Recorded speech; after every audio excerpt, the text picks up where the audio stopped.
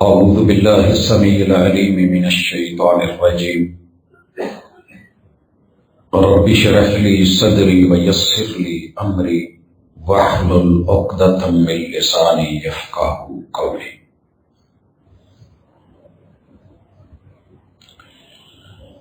حاضرین مجلس، احباب گرامی،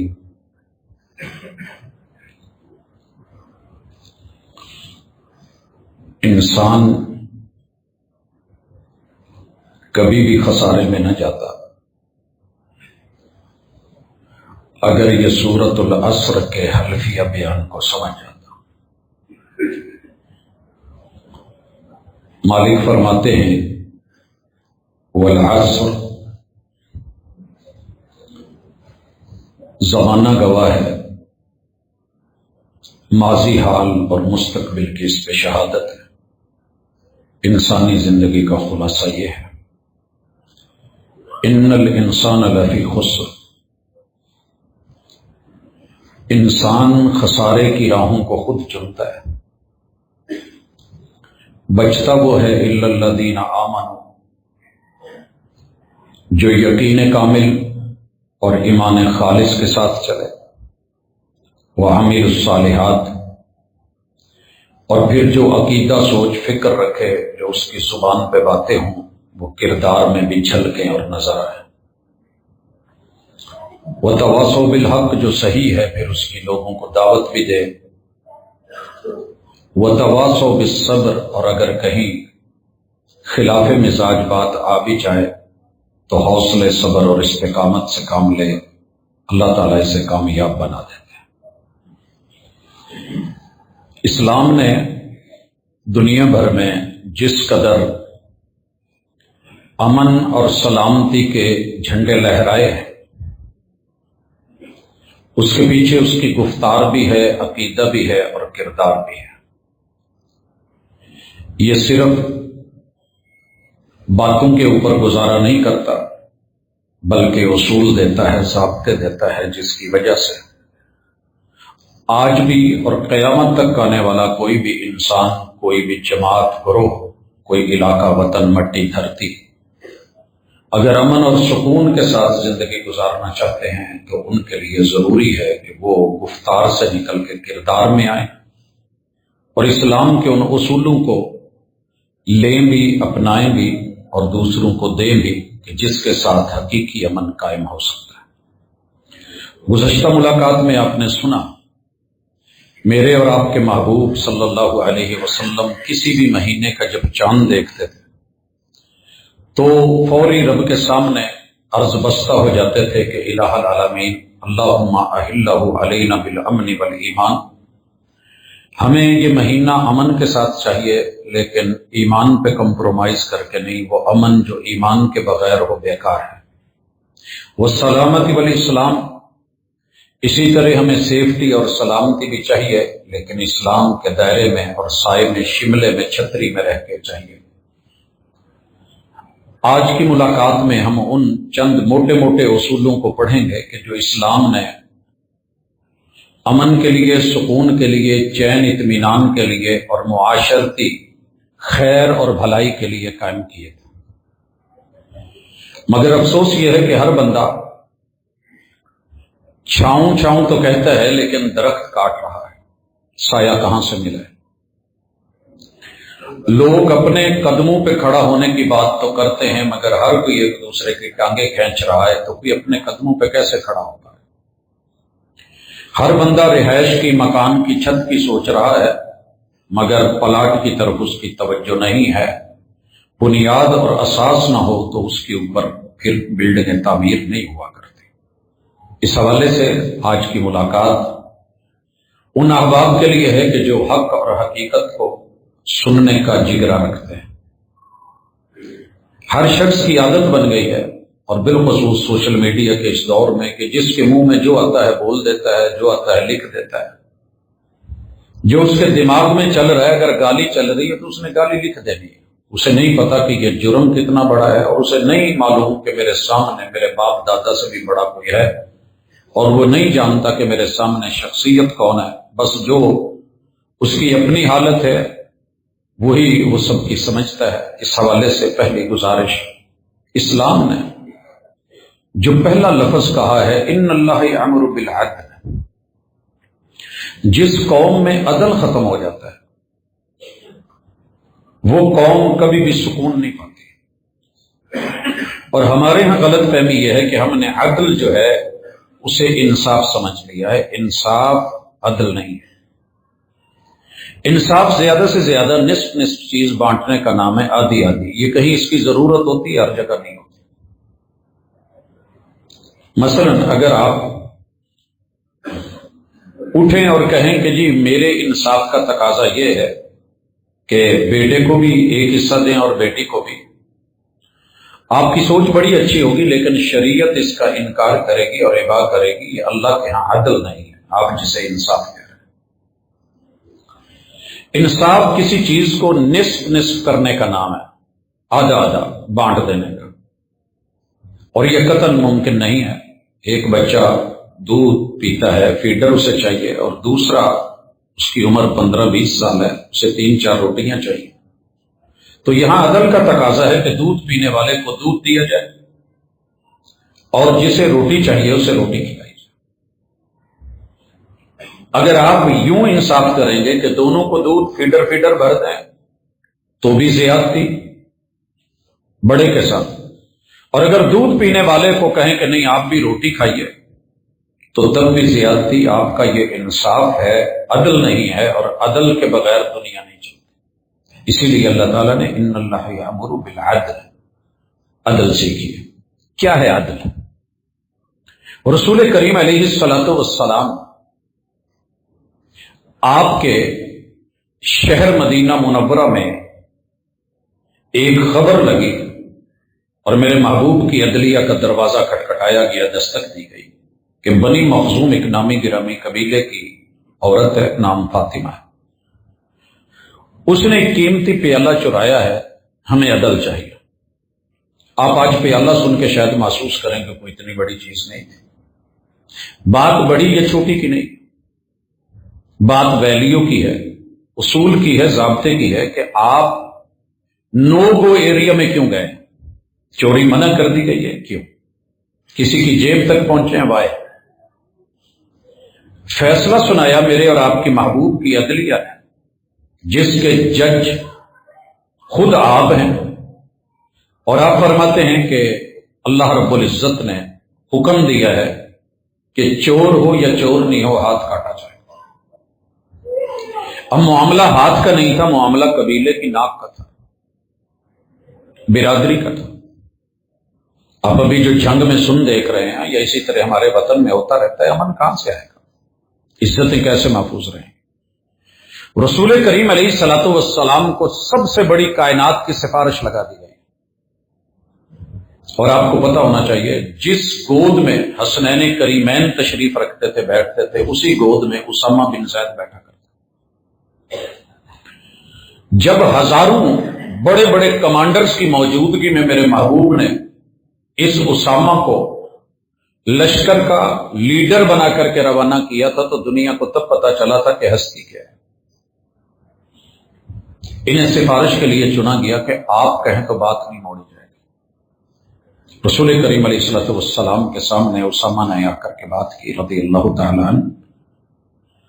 میرے محبوب کا چہرہ سرخ ہو گیا، آنکھیں لال ہو گئی، غصہ، اور جو جملے کہے تھے پوری دنیا میں امن کے لیے اگر کچھ نہ ملے ایک جملہ کا بھی، لو ان فاطمہ بنت محمد سرقت لقطعت یدہا۔ لوگوں سنو، تم فاطمہ بنی مخزوم کے قبیلے کی ایک عورت جس کے بارے میں محمد صلی اللہ علیہ وسلم کی عدلیہ نے فیصلہ دیا کہ ہاتھ کاٹا جائے گا، تم نے کیا سمجھ لیا ہے کہ ہم کمزوروں کے لیے کرتے ہیں؟ طاقتور کے لیے اصول اور ہے۔ رب کی قسم اگر میری لخت جگر حسنین کریمین کی امی جان علی کی اہلیہ جنتی خواتین کی سردار میری بیٹی فاطمہ بنت محمد بھی چوری کرتی، لقطعت یدہا، میری عدلیہ یہی فیصلہ رکھتی جو میں نے اب سنایا ہے، ہاتھ کاٹا جاتا۔ اللہ اکبر۔ یہ بیٹی کا مسئلہ تھا، صحیح البخاری ہے۔ آخری ایام ہے، رسول اللہ صلی اللہ علیہ وسلم جمعرات کے دن منبر پہ بیٹھے ہیں، یہ ربیع الاول ہے، اور آپ کہتے ہیں کہ اگر میں نے کسی کے ساتھ کوئی زیادتی کی ہے، ظلم کیا ہے، وہ دنیا میں مجھ سے بدلہ لے لے، قیامت کے دن بدلہ دینا مشکل ہو جائے۔ ایک شخص کھڑا ہوتا ہے اور کہتا ہے کہ محبوب میں نے بدلہ لینا ہے۔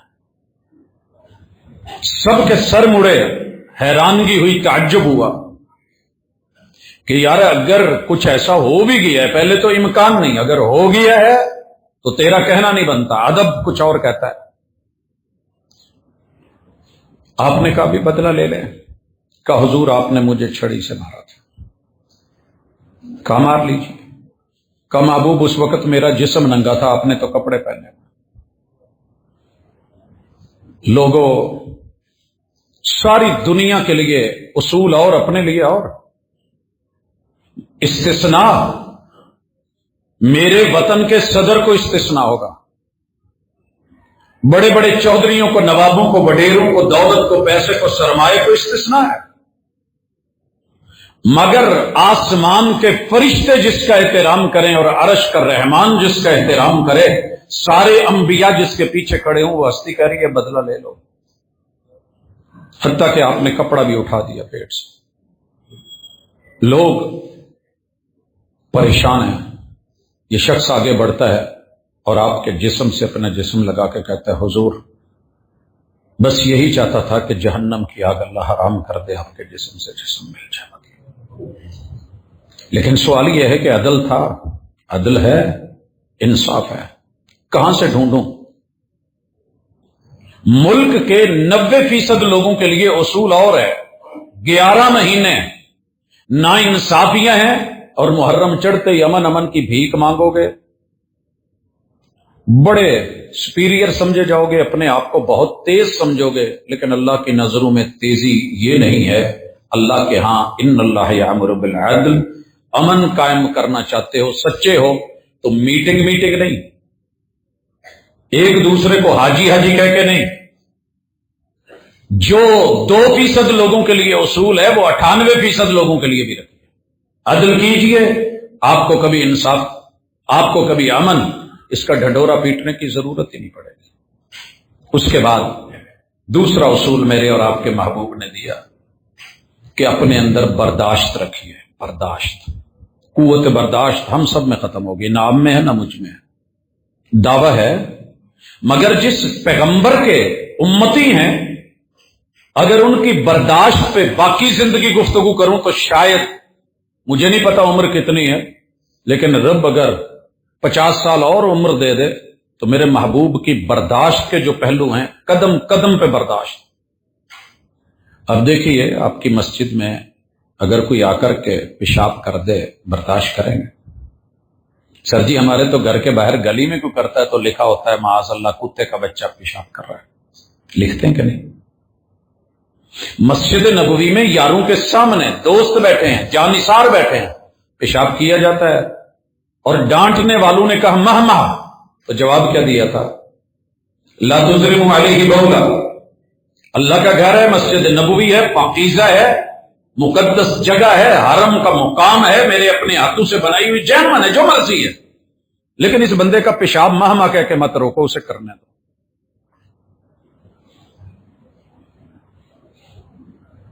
برداشت ہوئی نا؟ پھر اپنوں کو کہا جاؤ پانی لاؤ اور اس جگہ کو صاف کرو، نہ اس سے چٹوایا ہے نہ اس سے دھلوایا ہے۔ اس بندے نے استنجا بھی نہیں کیا، نہیں جانتا تھا، پیار سے پاس بیٹھے، بلایا اور کہا یار یہ تیرا گھر بھی نہیں، میرا گھر بھی نہیں، اللہ کا گھر ہے، یہ پیشاب پخانے کے لیے نہیں ہے، بول و براز کے لیے نہیں ہے، یہ عبادات، مناجات اور سجدوں کے لیے۔ پھر اس برداشت کا، اس امن کا، حوصلے کا، تحمل کا، بردباری کا نتیجہ کیا نکلا تھا؟ وہ صرف ایک نہیں بدلا تھا، پورے خاندان اور قبیلے کو لے کر کے آیا تھا اور سب نے کلمہ پڑھا۔ آج آپ میں اور مجھ میں برداشت نہیں، ختم ہو گئی ہے۔ اس سال کے اگر آپ صرف سوشل میڈیا کی ڈیلی کی رپورٹ دیکھ لیں، لوگوں کی تحریریں دیکھ لیں، تقریریں، بیانات دیکھ لیں، ویڈیوز دیکھ لیں، ہر بندہ کاٹنے کو تیار ہے۔ مقید کر دیا سانپوں کو یہ کہہ کر سپیروں نے یہ انسانوں کو انسانوں سے ڈسوانے کا موسم ہے۔ اور تیسرا اصول، آپ شدت کی بجائے اعتدال میں ہیں، عدل اور اعتدال۔ عدل پڑھ لیا، تحمل، حوصلہ، اعتدال رکھیں۔ اتنے میٹھے نہ بنے کہ دنیا کھا جائے، اتنے کڑوے نہ ہوں کہ لوگ تھوک دیں۔ احبب حبیبہ کا ہوں نما، میری جس سے دوستی ہے وہ جو بھی کرے جائز ہے، جس سے میری ناراضگی ہے وہ معمولی سا بھی وہ کام کر لے جو کبھی میں نے کیا تھا تو پکڑا جائے، رگڑا جائے، فارغ کر دیا جائے، مار دیا جائے، اٹھا لیا جائے۔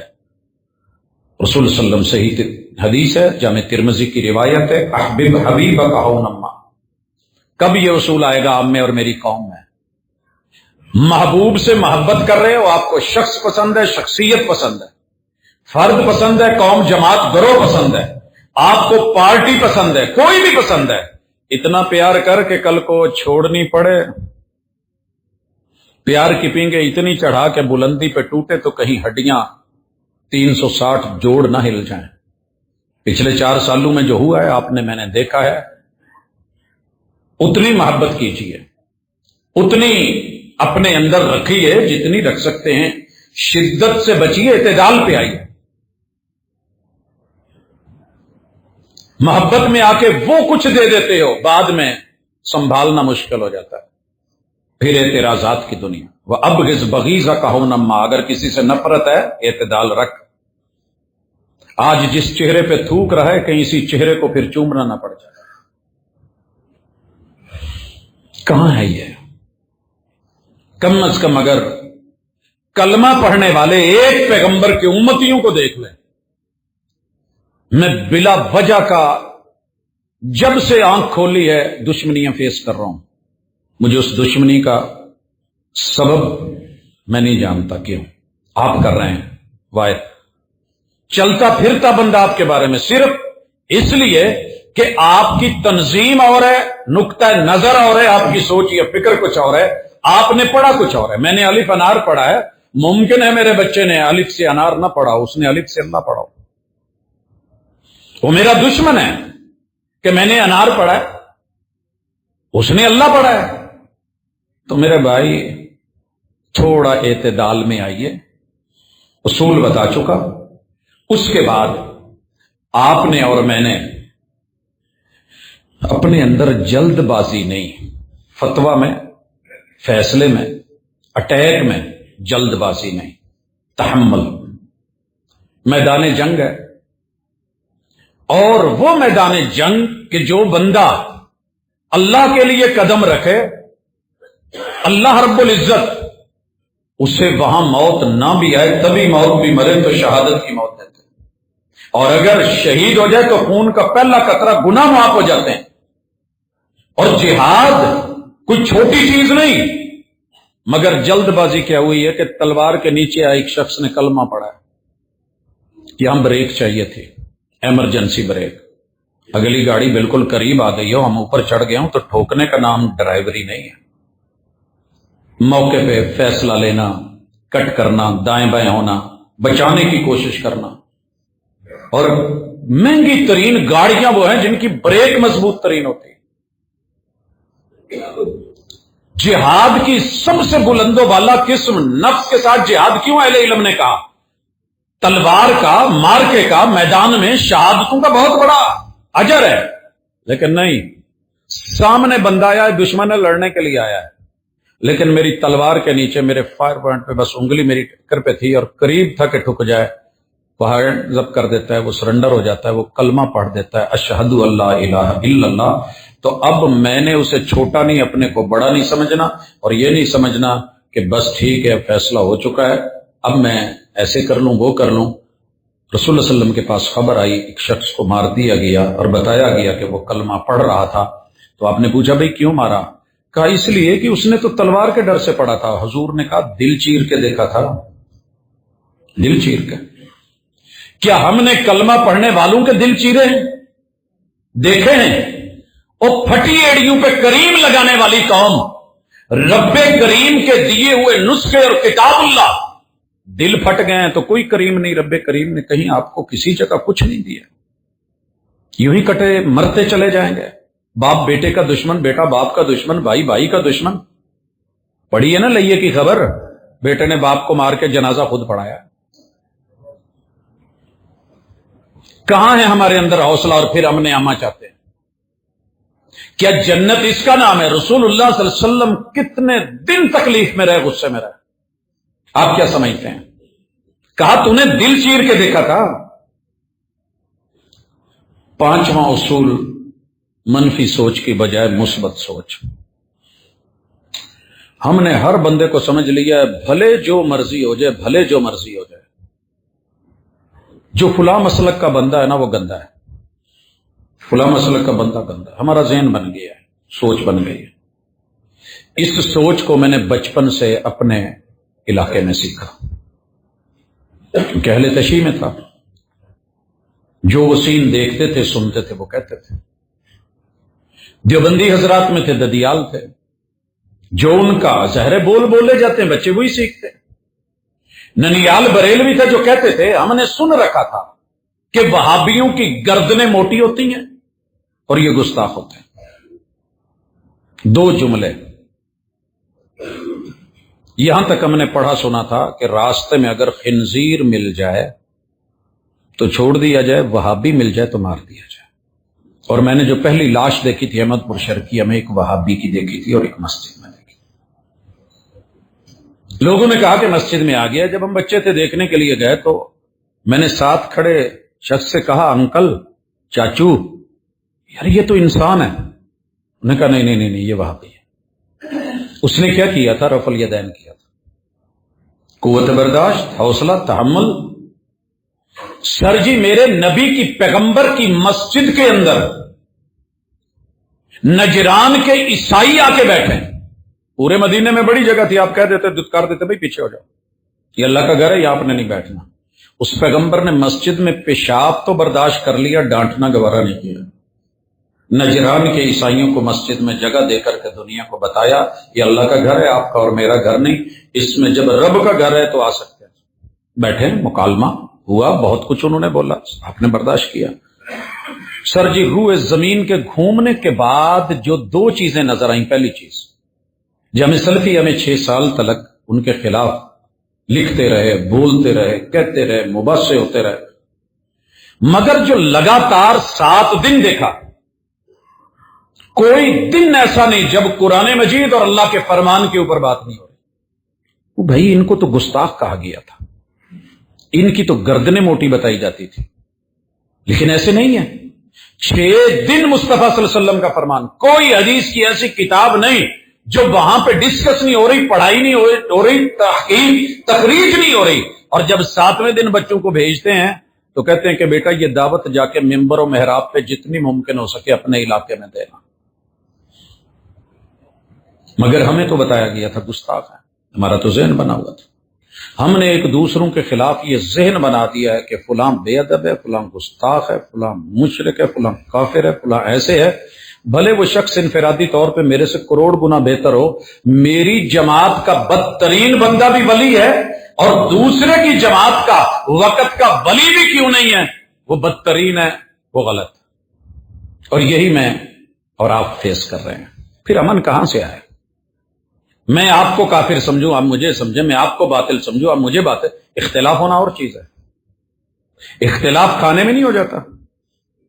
مجھے کریلے پسند ہے، میرے چھوٹے بھائی کو نہیں ہے، مجھے ٹینڈے پسند ہے، میرے بیٹے کو نہیں ہے، تو ایک دوسرے کو مارنے لگ جائیں۔ سر جی اختلاف اور چیز ہے، تشدد، ضد، ہٹ دھرمی، اناڑ، بغاوت اور کردار کشی، یہ کچھ اور ہے۔ اختلاف تو ہو سکتا ہے، رسول اللہ صلی اللہ علیہ وسلم نے کیا، اصحاب نے کیا، اہل بیت اطہار نے کیا، رسول صلی اللہ علیہ وسلم کے اہل خانہ نے آپ سے کیا،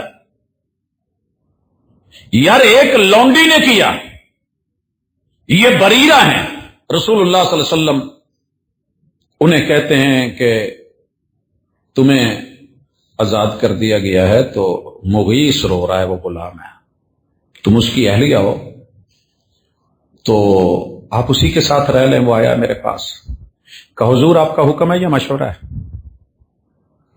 حکم ہے یا مشورہ ہے؟ کہا مشورہ ہے، حکم تو نہیں دے سکتا، اصول تو ہوتا۔ حالانکہ پیغمبر تھے، جو ریالٹی تھی اتنی رکھی۔ تو کہا حضور فلا اذن، پھر مجھے یہ آپ کا مشورہ قبول نہیں ہے، میں اس کے ساتھ نہیں رہنا چاہتا۔ تو اس کو آپ دل میں بٹھا لیتے ہیں، بات دل پہ لے جاتا ہے، ساری زندگی اس کی مخالفت کرتے ہیں، شدت پہ اتر آتے ہیں، اس نے میری رائے کا احترام نہیں کیا۔ اتنا رہیں جتنا ہے، نا امیدی کی بجائے امید پہ رہیں۔ ہم اس وقت نا امید ہو گئے ہیں، یہودی نا امید تھے، ان کے مذہب میں کوئی نیا نہیں آتا، ہمارے پاس تو دعوت ہے، ہمارے پاس تو دعوت ہے، کیسے نا امیدی؟ دیکھیے آج مکے میں سب ختم ہو گیا، رسول اللہ علیہ وسلم کے پاس کچھ بچا ہی نہیں، عام الحزن ہے، طائف گئے ہیں پیدل،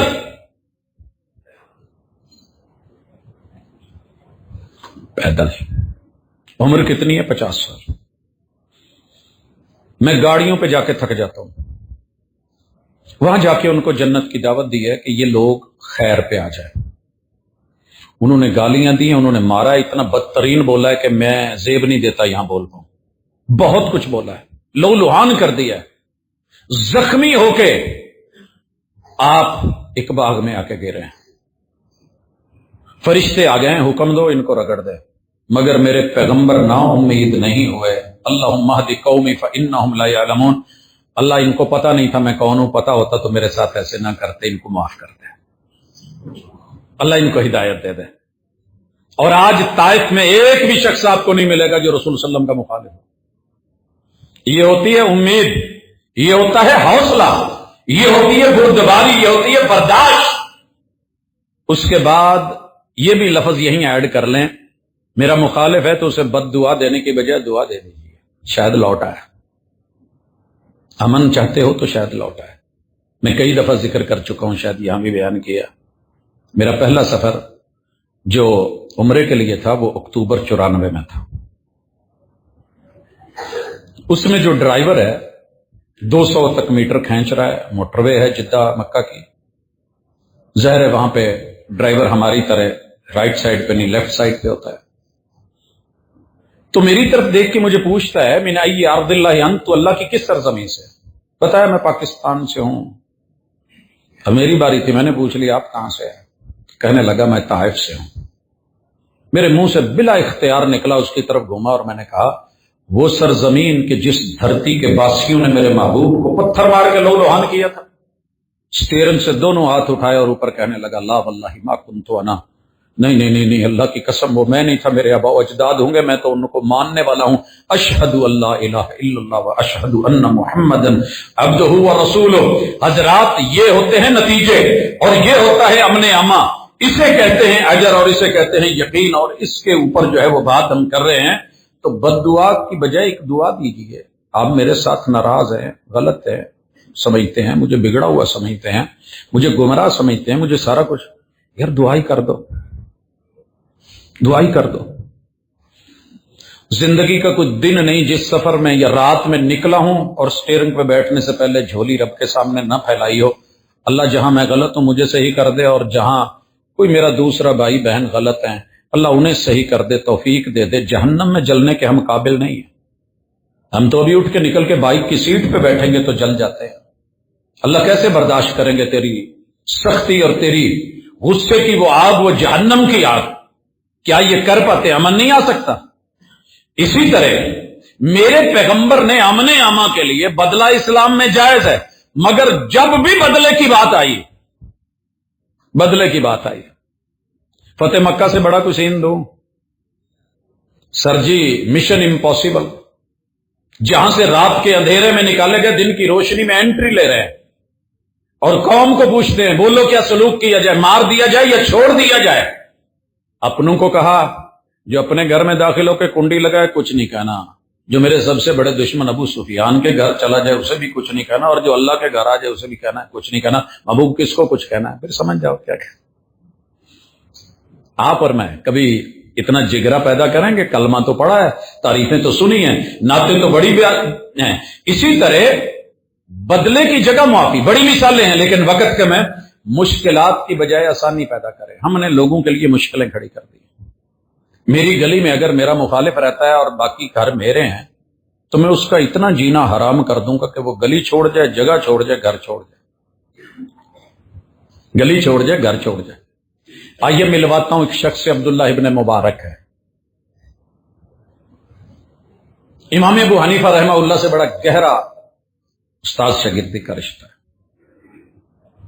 ان کا پڑوسی یہودی ہے. اس نے مکان بیچنا تھا, فار سیل لگایا تو ریٹ وہ لکھا جو مارکیٹ میں تھا ہی نہیں. مثال کے طور پہ اگر 10,000 دینار لگایا ہے ریٹ, تو پراپرٹی ایڈوائز کرنے والوں نے آ کر کے کہا یار یہ کیا کرتے ہو, ہم بھی ڈیل کرتے ہیں, اتنا تو پورے علاقے میں ریٹ نہیں ہے. کہا میں بھی جانتا ہوں ریٹ نہیں ہے. تو پھر کیوں لگایا, یہ تو آدھا بھی نہیں بنتا. کہا مانتا ہوں آدھا بھی نہیں بنتا, لیکن تمہیں کیا علم کہ پڑوسی جو دوں گا تو وہ کیا ہوگا. بل جیران تبل الدیار و ترخصو, ہم سائے ہوتے ہیں جن کی وجہ سے آپ کے پلاٹوں کی, مکانوں کی ویلیو بڑھتی ہے یا ریٹ گر جاتے ہیں.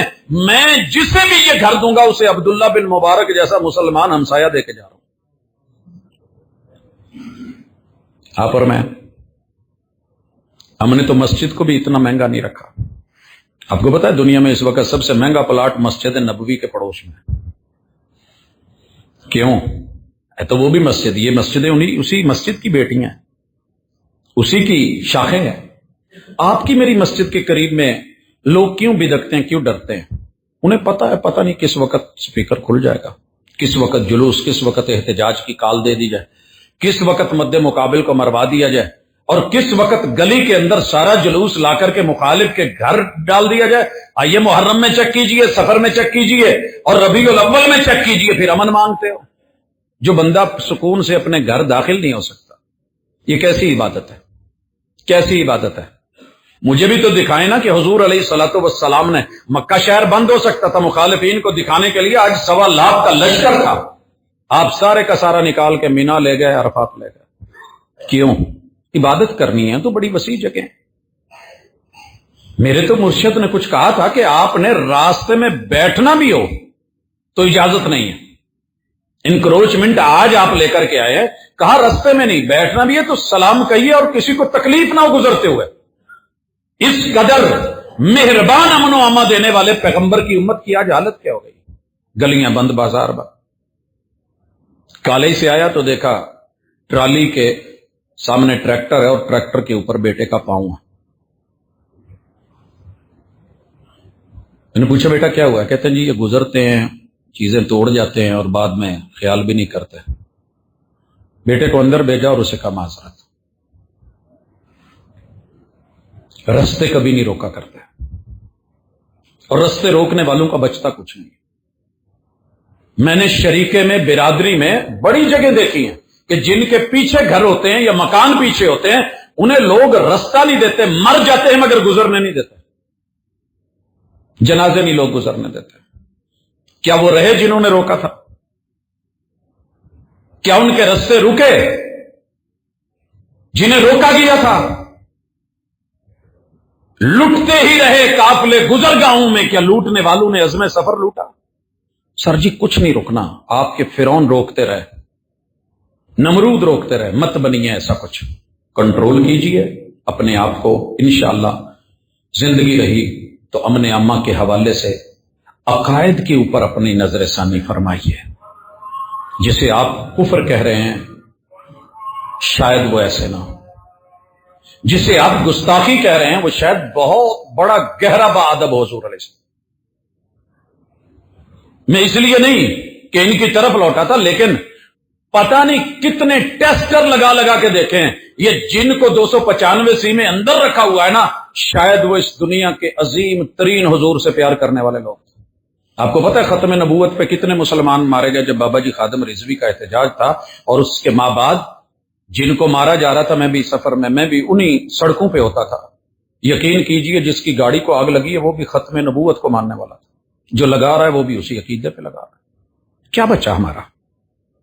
قیامت کے دن رب نے کٹہرے میں کھڑا کر لیا اور پوچھا گیا کہ کیوں مارا گیا ہے؟ کہا قیامت کی نشانیوں میں سے ایک نشانی نہ مارنے والے کو علم ہے کیوں مار رہا ہے اور نہ مرنے والے کو علم ہے کیوں مارا جا رہا ہے.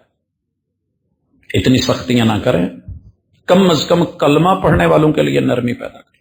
اگر آپ اتنے ہی سخت ہیں نا، اور ماشاءاللہ بڑے جنگ جو ہیں، تو سر جی جب غزہ میں جو کچھ ہو رہا تھا کوئی کرواتے ہیں انٹری؟ اپنوں کے لیے گرم، بیگانوں کے لیے نرم. اسلام تو ایسا نہیں ہے. رحماء بینہم، یہ آپس میں بڑے مہربان ہوتے ہیں. اشداء علی الکفار، ان کی سختیاں، ان کی صلابتیں، ان کی شدتیں کفار کے لیے ہوتے ہیں، اپنوں کے لیے نہیں. اور یہاں تو کافر کے لیے بھی میرے محبوب کے اسوے کچھ اور تھا.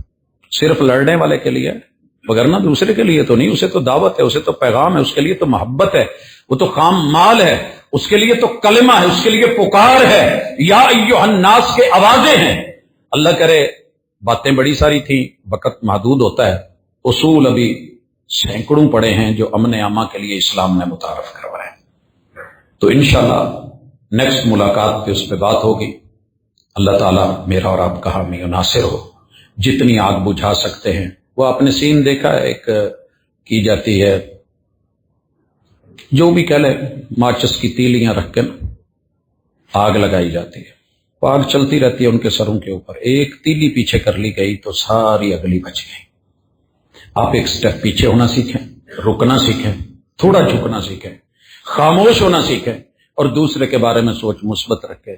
شاید کہ ایک بندہ مرنے سے بچ جائے اور وہ آپ کی اور قوم کی زندگی بن جائے، اور ایک بندے کی موت شاید وبال بن کے جو ہے وہ اتر آئے.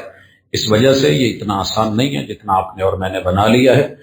12 مہینے اسلام امن کی دعوت، اور 12 مہینے کے ہر پل میں اس کا ہر حکم، ہر فیصلہ، ہر نہیں، وہ جان کے لیے بھی، مال کے لیے بھی، عزت کے لیے بھی. حرام کھانے سے کیوں روکا؟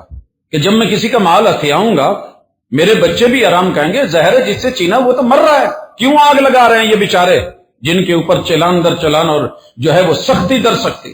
کہ جب مل کچھ نہیں رہا، لینے والا آسانی سے لے رہا ہے اور دینے والے کو پتا ہے کہ اس نے کیسے کمایا تھا، دینے کو کچھ نہیں ہے، تو پھر آخری جان رہ جاتی ہے.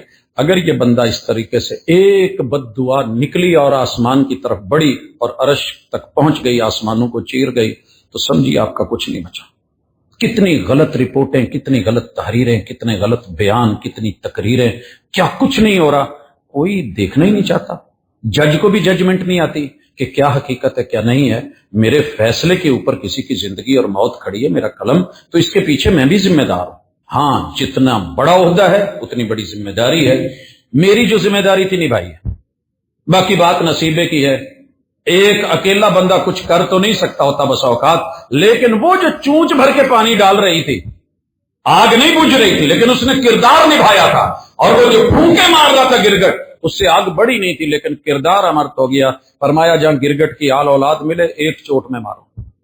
اور کہا اس چڑیا کو جو چونچ بھر کے پانی ڈال رہی تھی، حدود اس کی نسل، اس کو مت مارنا. یہ ہے فیصلہ، یہ ہے دین، یہ ہے ایمان. کچھ پڑھیے، کچھ تحمل، دوسرے کو تھوڑی سپیس دیجیے، سانس لینے دیجیے. شاید کہ جسے آپ دشمن سمجھ رہے ہیں وہ کل کو آپ کے ساتھ کھڑا ہو. کتنے بڑے دشمن تھے جو میرے محبوب کے ساتھ پھر ہر غزوے میں کھڑے تھے. اللہ عمل کی توفیق دے. وما توفیق الا باللہ.